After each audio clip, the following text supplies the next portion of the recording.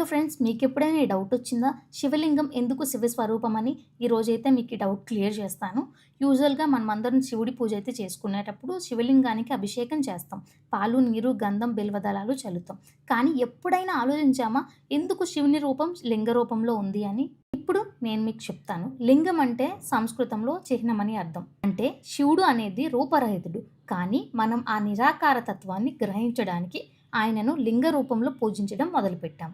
శివలింగం 2 భాగాలుగా ఉంటుంది. ఉత్తర భాగం యోని అంటే శక్తి, పై భాగం లింగం అంటే శివుడు. ఇవి కలిసినప్పుడు శివశక్తి ఐక్యమవుతుంది. అదే సృష్టి ఆరంభం. పురాణాల్లో చెబుతారు, ఒకసారి బ్రహ్మ, విష్ణు ఎవరు గొప్పవారని వాదించుకున్నారు. అప్పుడు మధ్యలో ఒక అగ్నిస్తంభం, జ్యోతిలింగం ప్రత్యక్షమైంది. అగ్నిస్తంభం ఆది అంతం ఎవరికీ కనబడలేదు. అప్పుడు శివుడు ఆ లింగ రూపంలో ప్రత్యక్షమయ్యాడు. ఈ లింగ రూపం అంటే శివుని అనంత శక్తికి రూపం మరియు మన భక్తి, మన సమర్పణకు చిహ్నం. కాబట్టి శివలింగ పూజ అంటే రూపం కాదు, రూపరహితుడైన శివుని ఆరాధన. Thank you. నమః శివాయ. శివశక్తి ఐక్యం సర్వ సృష్టికి ఆధారం.